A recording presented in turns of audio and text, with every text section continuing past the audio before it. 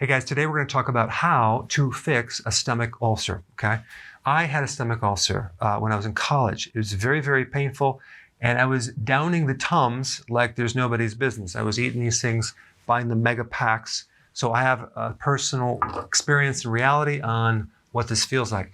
It's actually a pretty severe problem, okay, when you think about it, to actually have an ulcer eating away your stomach, like a hole in your stomach. It's bleeding, that's like a major problem. You have to be pretty sick to get one of these things, and I was very sick. I'll tell you a little bit more in a minute, but first I wanted to differentiate between an ulcer and acid reflux, okay, or a heartburn, okay? The normal pH of the stomach should be between 1.5 and 3. That's very, very, very strong acid. You have a little valve on the top of the stomach right there. If this pH starts to go higher, which means more alkaline, there are certain sensors in this valve that won't close properly. So acid will start splashing up this way. And that's how you would feel it as an acid reflux or indigestion.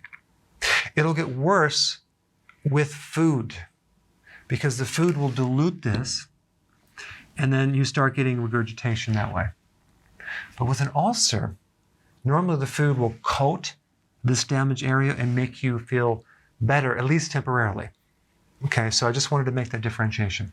So when you have an ulcer, you have damage to the mucus layer, which is a protective coating around the stomach. And your body produces about 0.5 to 1.5 liters of gastric acids every single day. And gastric acid is composed of hydrochloric acid, potassium chloride, and sodium chloride. So you actually need potassium and sodium to help you digest, okay?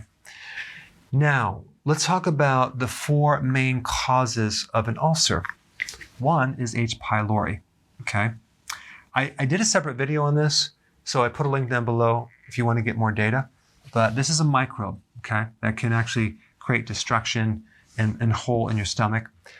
Number 2, NSAIDS, okay? These are anti-inflammatories. Number 3, stress. Why? Because the nervous system that controls the stomach is called the autonomic nervous system. And the primary system that dominates the digestive process is the parasympathetic. So stress activates the sympathetic nervous system, the flight or fight, thereby inhibiting the parasympathetic. I mean, try to digest when you're being chased by a tiger or you're under stress. It doesn't really work. You digest best when you're calm and when you're relaxed. Okay, then number 4, and this is interesting, idiopathic. Now, you may not know what this means, but this means unknown cause.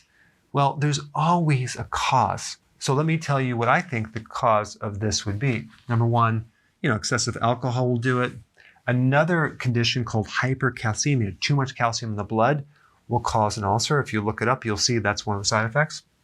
But this is the big one right here, refined foods, okay? Especially when you get depleted with vitamin E. Vitamin E protects the stomach from getting ulcers. Vitamin E is a very powerful antioxidant. It also protects your arteries. Because if you think about it, an ulcer is oxidative damage to part of your tissues, which means that you're lacking certain antioxidants, okay, to help protect you. And you become susceptible when you consume refined foods without the antioxidant part, okay? And I'm not talking about taking antioxidants as a supplement, I'm talking about eating the foods with the antioxidants already in it, like vegetables, for example.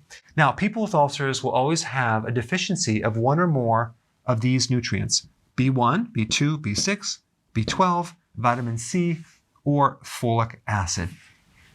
All right, now let's get to what you should take as a remedy to heal your stomach ulcer, okay?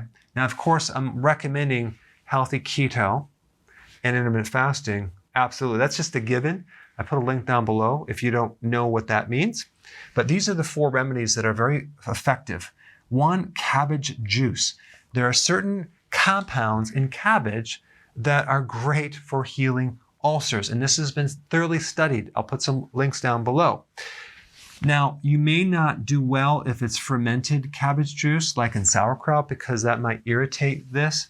But if you juice the cabbage or even consume cabbage on a regular basis, if you have an ulcer, you'll find that it will give you some relief. Okay. Chlorophyll is very, very healing for a stomach ulcer. Where do you get chlorophyll? Leafy greens, wheatgrass juice powder. Licorice also has the ability to help heal ulcers.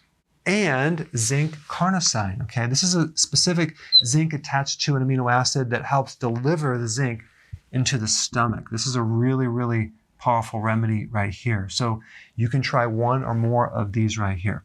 Oh, and I wanted to mention how I got my ulcer. The combination of massive stress and only refined foods. Okay, that's the only foods that I consumed. I didn't have any chlorophyll in my diet. I didn't eat anything green. The only thing green that I ate was pistachio ice cream and lime green jello, and that did not help. I did not have any basic information on health at that time. All right, guys, thanks for watching, and I will see you in the next video. So I want to thank you for being here and watching my videos. If you haven't already subscribed, go ahead and do so you can stay informed of future videos.